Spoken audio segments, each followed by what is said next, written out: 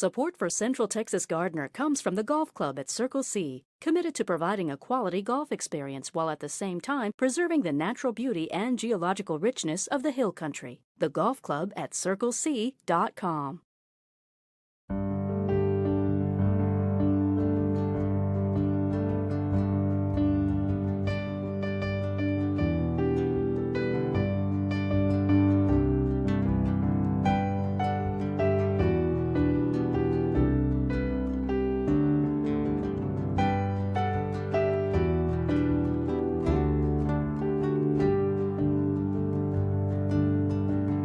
Hi there and welcome to Central Texas Gardner. I'm Tom Spencer. Recently, we met up with This Old House for a garden renovation. Today, local designer Adams Kirkpatrick and landscape contractor Russell Womack explain how to start your own garden makeover. First, let's go behind the scenes with them and Roger Cook of This Old House. Hi, I'm Roger Cook from This Old House. Central Texas Gardner met up with Roger when he came to Austin for the This Old House Austin project. For months, homeowners Michelle Grieshopper and Michael Klug and Michael's two sons shared their home renovation with This Old House. Action, please. Hey, Bill Moore, say hello to Tom Silva. Hey, Bill. Nice to meet you. Welcome to Austin. Local builder Bill Moore used green building techniques and materials to expand and update the 1920s bungalow. Green building is a concept that's growing across the country. And since Austin has been the hotbed or really the center of the movement for so many years, we thought this would be a great place to focus our efforts for this particular project. The eco-responsible renovation extended to the garden. The building is part of the landscape, and so you cannot ignore one for the other. It's the name of the game. You're going green in the house, you ought to do it right outside the house. So you cut down on the amount of water, the amount of fertilizer, and the amount of maintenance and time you're putting into the areas. There's also a maintenance aspect. The more of a native garden you have, the more natural it is to the and adaptive it is to the climate and the conditions that are, part of life here in Central Texas. Austin landscape designer Adams Kirkpatrick connected with their goals. Adams, what was your inspiration for the design of this garden? To show off as many beautiful native Texas plants as possible. But before installing plants, local landscape contractor Russell Womack and Adams had a lot of work to do. We had way too much soil. It was really built up around the house. Years of top-dressing black gumbo with sandy loam had created problems. The black gumbo really retains the moisture a lot, and they were having problems with the home shifting. So we really had to address the drainage flow, around the house primarily, before doing any of the landscaping. Next, they took out invasive plants like nandina and waxleaf ligustrum. We want to preserve the ecosystems around Austin. We want to keep them as natural and hopefully as native as we can. But Michelle was attached to an ancient ligustrum until she learned how its bird-spread seeds choke out native plants. Because the metal roof is new, we got to see firsthand the kind of results, of having the birds eat the berries and what they can do by depositing those in not just the local area where they eat the berries, but I'm sure that these can be deposited everywhere. So we took it out. And it made a huge difference getting those out of the way and then giving yourself a clean slate to plant with. It really brightened up the area. It opened up the house.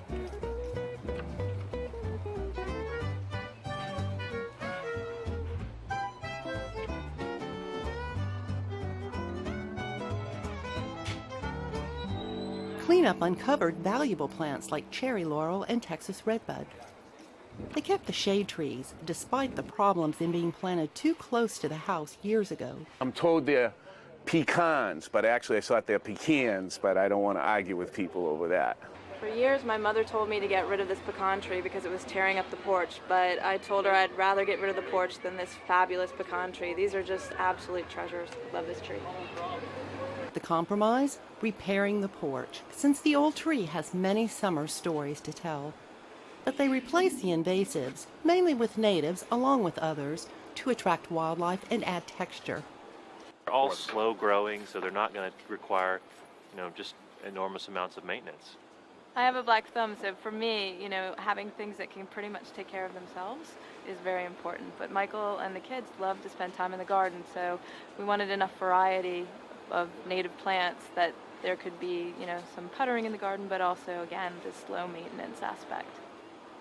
They also broke up homogeneous lines with different forms to complement the house. The bungalow could stand alone by itself, so all we're doing is doing some nice little window dressing to it. We're not trying to hide it or decorate it too much. We just want to accent what we've already have here.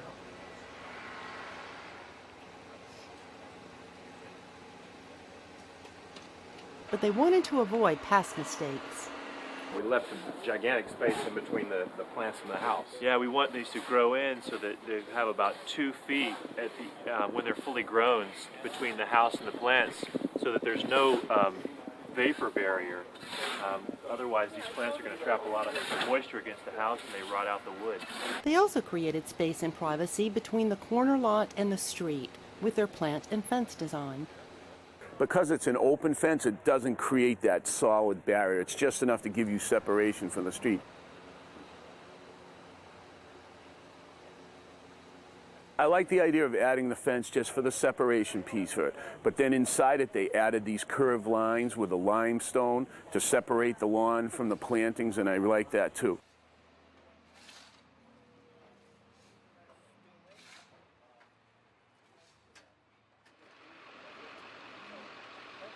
Some of the things they did, like bringing planting all the way out to the street on the corner, kind of makes the yard feel like it's bigger than it is and makes it part of the neighborhood. In a side yard, Adams addressed shade and mud. Nothing really grows over there, so we knew we couldn't go in and put grass. Michael's boys inspired a cove design with clumping timber bamboo and bamboo muley. My boys, Sam and David, they're teenager, borderline teenagers, I guess, and forever they've been very interested in gardening. I think it's somewhat genetic. I grew up on a vegetable farm in Colorado, so there's a little bit of that. But they are, I think they're kind of unique. They spend their allowance money many times on plants. We've set aside some portions of the yard for them to make contributions to, and I think that lets them take ownership in the space as well. The idea in that area was to just create a space where the boys could sort of make some decisions on their own as well. They can come in and tend that area. They're going to help us plant that area. They're very excited about helping us with that. And then over time they can see the bamboo growing, and it's their favorite plant. Adams and Russell chose sustainable pine straw mulch, partly for its look, but mainly because in a gully washer it won't float away. To catch the rain, Innovative Water Solutions installed a 1,200-gallon collection system. The philosophy behind a good and eco-friendly garden works anywhere, even for people who can't pronounce pecan. And it's the same ideas, accenting points with accent plants, putting in borders, the idea of when you plant, start high and work your way down low and do your nice color bands on the front, curves to make things flow. The same ideas pertain, it's just learning a new palette of plants. Well, the landscapers from the This Old House crew are now in our studios here at KLRU, and we're joined at Central Texas Gardner by Russell Womack of Capital Landscaping and Adams Kirkpatrick of sunflowerdesign.net. And great to have you guys here on the program. And I know this must have been a really intense experience for you because there's all sorts of time pressures and budget pressures involved with This Old House. Tell us a little bit about it, Russell. Well, yeah, there was a lot of people there that, just from a landscaper's point of view, you want to have everything around the house available to work on, and there's just tons of crews, and the weather held us up, and we didn't have a lot of time to get everything done that we wanted to get done on it. Yeah, you had work crews and television crews to deal with, which is a little unusual. How about you? What was the experience like, Adams? Well, it was great. We had, but it was very interesting to work with the crew, and everybody was really gracious on the This Old House crew. The other crews that we worked with on the project that helped in the landscape were phenomenal, but it was everybody always constantly looking out for each other and stepping over each other's work, and just trying to fit in this very small space. Well, you're now going to be certified TV stars, because this old house is huge. You've gone nationwide, so just prepare for the coming storm. And we're going to, what's it like? I mean,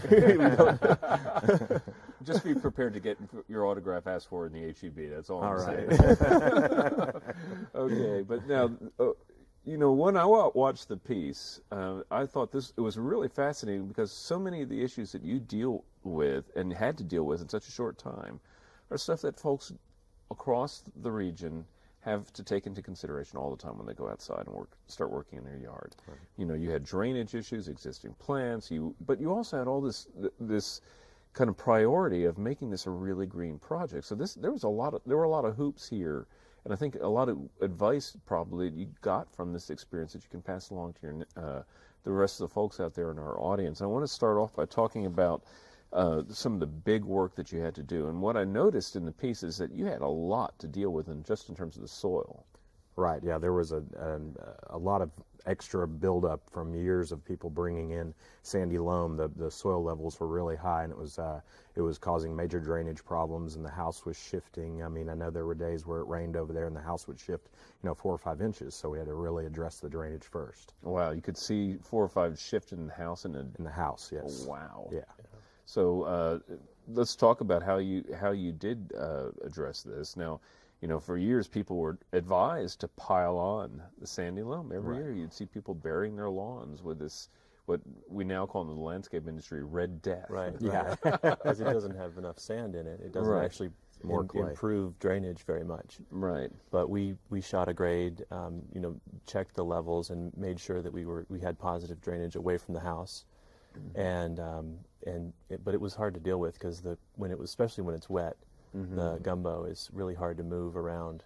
It's nearly impossible to actually get a good grade with gumbo. We ended up taking, because it was so wet, we ended up digging out and taking a lot of gumbo away and coming back in with a better soil and fine grading it. Because when you're dealing with gumbo, it's just too messy. It's heavy. It doesn't recombine with the earth if it's wet. It's just sticks to your boots. It sticks to your boots and your shovels and everything else. Yeah. It can be a real pain. So regrading and improving the soil, obviously a huge priority. Right. And it should be really the first step in any big garden project. Right. Set your grades. Yeah, you always have to look at drainage first. You don't want to put in a landscape and then come back and see it washed away. Washed away or flooding the house. Yeah, or pooling or anything like that. Right. Yeah.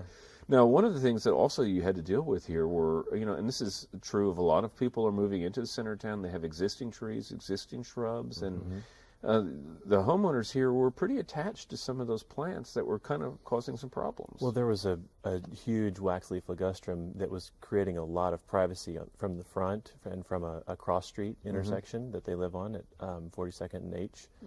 And there were some established nandinas along the side yard, which, are very invasive. Right. But they're, it was hard for them to some extent to see those go, because they were there already, and they were doing so well, and they were filling a space for them, But once they found out, through just a little bit of education, about how much, ligustrums primarily and nandinas, or the seeds are eaten by the birds, they're, then transported to our nature preserves, and they kill out. The waxleaf ligustrum has such a dense canopy on it that it kills everything below it, the flora, and then that goes into your insects and reptiles, and everything just vanishes because of it. Yeah. So, and again, with the attention to being green on this project, I think that was an important part of the process. And it's true that you can go to any nature preserve in Central Texas, and instead of seeing natives now, what you see a lot of are our landscape plants, right? Which is really sad. Yeah. So convincing them to part with some of that was tough. Right. But necessary. What happened is when the birds came and ate the berries off the ligustrum, and then left their mark them on the new standing seam roof. Yeah. And she said, "You know what? Let's get rid of it." it was easy. That was the final blow. She didn't want the purple spotted roof anymore. No. Right? Okay. So that dealt with that pretty quickly. Now, in addition to steering the folks towards native plants and low water use plants generally. One of the things that we note here is that you really went to a lot of advanced kind of technologies for saving rainwater as well. We think of them as advanced, but it's really kind of like what goes around comes around. Yeah. There was a rainwater collection system put in that is used for the irrigation system. Which is, I think it makes so much sense here in Central Texas. Sure. Oh yeah. 1,200 gallons. It's all on, and the output is all drip, so it's really low water requirements for the plants, and so it should be enough water to make it, maybe through the summer, and it fills up so quickly off the roof. And with I guess the one thing is that the sod, it uses a lot of that water. Right. So we do have some drip emitter type heads on the sod that'll minimize the amount of use. And we've also asked them to mow the St. Augustine really high. So the goal is to have them mow it 6 or even 8 inches to let it kind of flop over. And it may not look exactly trim and tailored as some people like it, but the height of the blades then creates a deeper root system and then holds more water, so it doesn't require as much in the summer. Yeah, and I think that's really good common sense advice for people. So let the grass grow a little longer. It shades the ground a little bit more, and it makes a huge difference. Really, it makes a huge difference, even for St. Augustine, I think. Right, right. Well, yeah, and there's the St. Augustine here is in pretty deep shade, so it's more tolerant of our hot weather. Now, I know that there's a green grower program that the city of Austin runs, and you ran through every check they had, and then some. Tell me about the and then some. We had tumbled recycled glass for mulch, and then let's see what else was on the list that above and beyond. We had 5 different things that we were able to do. And I'm confusing what's on the list with what we did, but we did. We went out of our way to find any material. Well, one of them was urbanite. They had some, I guess they're called base stones that go under pillars. Right.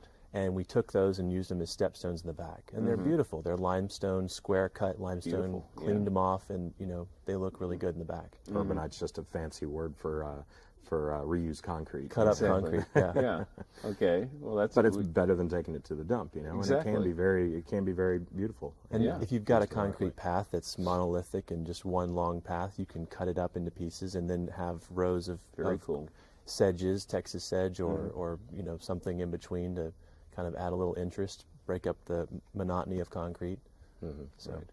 Well, this Hold a House episode is going to air here on KLRU and PBS stations, as I said, all across the nation. All across the nation. I know. I'm already getting calls from my mom. Coming up, and we want to encourage our viewers to check KLRU.org for the schedule, because it will be coming at a time when we're in our membership drive, and we never know. We never know what's going to happen then. But I want to let people know how they can get in touch with you, because again, you both work collaboratively, but you each have different companies. And tell us the name of your company again. It's Capital Landscaping. Capital Landscaping. With capital with an O.com. CapitalLandscaping.com. You can log on and connect to me through that. Okay, very good. And Sunflower Design, and you can go to sunflowerdesign.net to find me. All right. So, one final question, real quickly: would you do this again? Would you go through the pressure again? Sure. Yeah, it was a fun experience. Good, definitely. Good. Well, we enjoyed the experience as well of following you around on site and having you here in the studio. So, good luck to both of you. Thank you. All right. Coming up next, it's